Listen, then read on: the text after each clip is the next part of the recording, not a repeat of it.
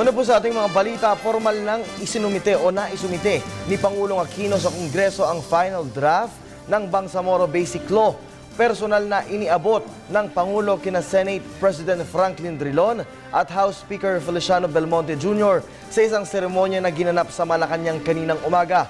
Alamin natin ang karagdagang detalye ng balita mula sa aming kasamang si Haji Caaminio, mag-uulat mula sa Malacanang via phone patch. Haji, magandang hapon sa iyo dyan. Magandang hapon sa iyo, Kirby. Formal na nga naisumite ni Pangulong Aquino sa Kongreso ang final draft ng panukalang Bangsamoro Basic Law sa Palasyo, kung saan personal nga itong tinanggap nila Senate President Franklin Drilon at House Speaker Feliciano Belmonte Jr. Naroon at dumalo mga miyembro ng government at MILF Peace Panel para personal na masaksihan ang official turnover na final draft. Ayon sa Pangulo, isa itong malaking hakbang tungo sa layuning maisakatuparan ang maunlad at mapayapang Mindanao. Narito ang pahayag ng Pangulo. Sa pamamagitan nitong panukalang Bangsamoro Basic Law, nabibigyan natin ng hugis ang pagsasakatuparan ng mga prinsipyong nakapaloob sa ating Comprehensive Agreement on the Bangsamoro. Noong nga pong nakaraang SONA, humingi ako ng pangunawa sa ating Kongreso ukol sa batas na ito. Kinailangan po natin ng sapat na panahon upang mahimay ang bawat probisyon ng ating panukalang batas. Mahaba at mabusisi po ang prosesong ito dahil nga inilatag natin ang bawat detalye ng pagpapatupad ng ating adhikain para sa Bangsamoro. Tinitiyak ko po sa inyo, pinanday ang Bangsamoro Basic Law upang maging makatwiran, makatarungan at katanggap-tanggap sa lahat, Moro man, lumad o Kristiyano. Nagpapasalamat ako sa pakikisa ng mga pinuno at kasapi ng MILF sa pangunguna nila Chairman Alhaji Murad Ibrahim at Mohager Iqbal.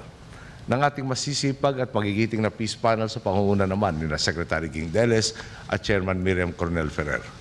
Gayon din sa ating pong Bangsamoro Transition Commission, stakeholders, mga miyembro ng gabinete at sa ating mga katuwang sa ibang bansa upang tuluyang mailimbag sa kasaysayan ang bagong kabanata ng kapayapaan at pagkakaisa sa bansa. Tiwala ang nagdala sa atin dito. Sa kabuuan ng negosasyon, nakita kong talaga namang desididong makarating sa isang kasunduan ang bawat panig. Napatunayan po natin sa panahong hindi natin iniisip kung paano makakapanlamang narating natin ang isang sitwasyon kung saan lahat ay panalo. Kasunod niyan, Kirby, hiniling ni Pangulo sa Kongreso na maipasa ang Bangsamoro Basic Law sa lalong madaling panahon para masimulan na ang pagbabago sa Autonomous Region in Muslim Mindanao. Nanawagan rin ng Pangulo sa mamamayan na tumulong sa mga kapatid na Muslim upang makamit ang inaasam na pag-unlad. Binigyang diin din ng Pangulo ang kanyang mithiing mapangalagaan ang kapakanan ng bansa. Narito muli ang pahayag ng Pangulo. Sa atin naman pong Kongreso, naunawaan namin na kailangan ninyong suriin na mabuti ang panukalang batas na ito. Ang hiling lang namin, maipasa po sana ito sa lalong madaling panahon. Sa ganitong paraan po, mabibigyan natin ng sapat na oras ang ating mga kapatid na makapaghanda at tuluyang mapalago ang ipinunla nating pagbabago sa pamamahala sa Bangsamoro. Sa aking mga boss, ngayong naibigay na natin ang kopya ng panukalang batas sa Kongreso, huwag po sana natin isipin na sa mga mababatas lamang nakasalalay ang pag-usad ng inisyatibang ito. Ang totoo, bawat isa sa atin ay may mahalagang papel na ginagampanan upang makamit ang tunay na transformasyon sa lipunan.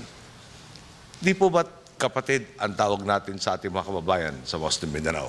Sa isang tipikal na pamilyang Pilipino, ni minsan narinig ba natin mula sa ating mga magulang na pinayahan tayo at sinabing, sige, lamangan mo ang kapatid mo.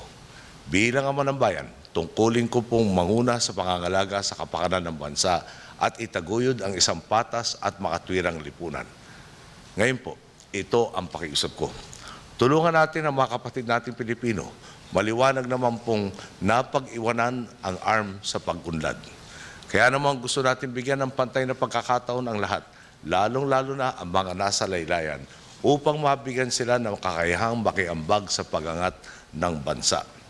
Sabi ko nga po, dapat may boost up para naman makakatch up ang mga mas nangangailangan.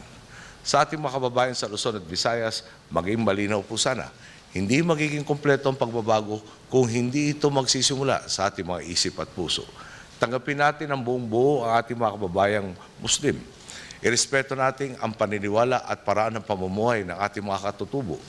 Imbis na sumakay sa mga nagpapakalat ng negatibong balita at paniniwala tungkol sa katimugan, gamitin natin ang ating talino at panahon upang lubos na maunawaan ang kasaysayan, kultura at karanasan ng mga kapwa rin natin Pilipino. Sa pamamagitan nito, madidiskubre natin kapareho din natin sila. Nangangarap na mapagtapos ng pag-aaral ang kanilang anak. Gustong mamuhay ng walang takot at pangamba. Nagnanais na maging matagumpay sa itinataguyod nilang larangan. Samantala, bilang pangwakas kapag naipasa na ng Kongreso ang Bangsamoro Basic Law ay isang plebisito para sa mamamayan ang magiging sunod na hakbang kung saan pagbobotohan kung sumasang-ayon ba sila sa pagbabagong ito. Nanawagan si Pangulong Aquino na makilahok, unawain at pag-aralang mabuti ang mga nailatag na probisyon. Ibabahagi din ng Pangulo ang hakbang na ito sa kanyang pagtulak patungong Europa at Estados Unidos. Narito ang bahagi ng kanyang talumpati.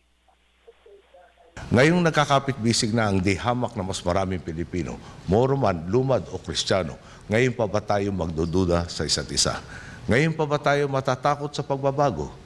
Di man natin hawak ang hinaharap, buo po ang loob ko at natitiyak ko, maging ang mga kasamahan natin ngayon dito, ang wagas na tiwala at pagkapit sa pag-asa ang maghahatid sa atin sa katuparan ng ating mga pangarap.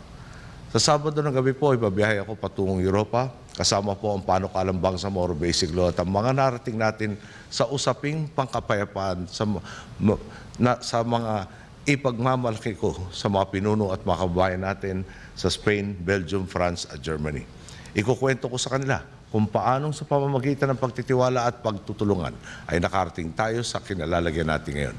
Ibabahagi ko sa kanila na bagamat hindi pa ganap ang ating tagumpay, buo ang ating loob na magpapatuloy ang ating pagsisikap tungo sa isang mas maunlad at mas mapayapang Pilipinas.